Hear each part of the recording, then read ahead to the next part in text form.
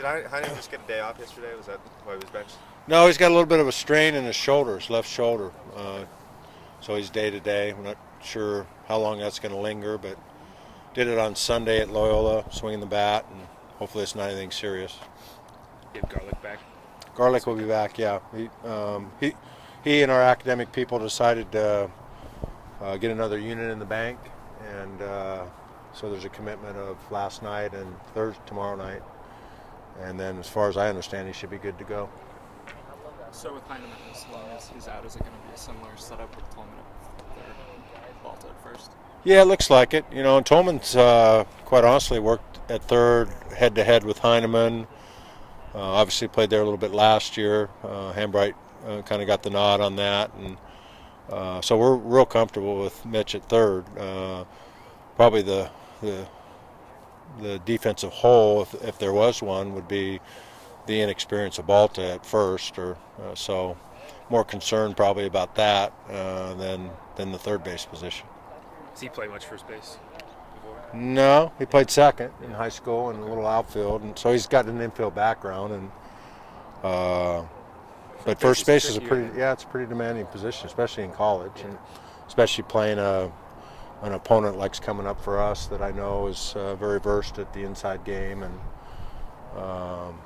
very well trained, that if there's an Achilles heel to find, they're going to go after it. So we'll see how he handles it, and if Heineman's injury keeps him out an extended period of time. Any more progress on your Sunday starter since last night? Yeah, the coin landed. We're going to go with Porter Clayton. We haven't even talked to Spencer about that yet, but we will do that as soon as we can here.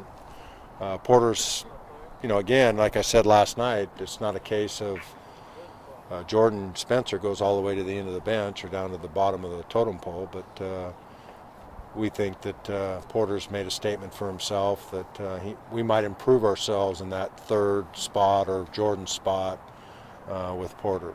That's yet to be seen. It's one thing pitching in relief in a short period of time than trying to sustain that over 6-7 innings, and so we'll see, but Porter doesn't even know he's starting yet, so you got the scoop.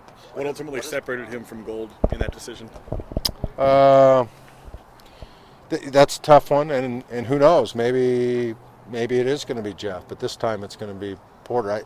I think Jeff's skill set is maybe not as conducive to his wider variety of teams. I don't know if that makes a whole lot of sense to you. Certainly Porter's got a little better fastball, and he's left-handed. But like last night, we all say Jeff Gold threw too many strikes. It's not hard to fault a kid that throws too many strikes. So Jeff's doing a fine job, and we're it's a tough call. It's good that we're not like, okay, let's try this guy. It's more of a case of upside excellence than it is of nobody doing a very good job. Can you give more of a scouting report on Porter then? Just in general, what's his profile? He's a big, tall, left-handed pitcher. The ball comes out of his hand really well, and he'll touch 92 sometimes. And he's got a good feel for a changeup. He's got command of the fastball, all four corners, and he's got a pretty good breaking ball at times. So. What type of leash do these Sundays guys have? I mean, they have the confidence that they can go out there, make a mistake or something, and not worry about having the next guy. Well, if there's a downside to this decision with Jordan Spencer, it's like, heck, what do I have to do? Because he gave up some hits and he gave up 3 runs on Sunday, and he actually pitched a little better last Sunday than he did in Hawaii. He was a little out of character in Hawaii and gave up too many free bases, and he had a brain cramp on getting over there on potential double play ball. And so I guess the danger and the quick hook on him is the next guy that gets the ball is like, oh man, I better go out and be perfect. I hope they don't fall into that trap. And but it's probably, again, like I just said, it's probably more of a case of the excellent guys that we have that are lined up for this opportunity than the case of Jordan just not doing well at all. So the danger in, whether you're a position player or pitcher or anything, a defender being replaced quickly, is that they're looking over their shoulder a little bit. It puts a lot of pressure on a young man, And so we hope to have a balance in that, and hopefully the message we're sending to our entire team is not one of panic.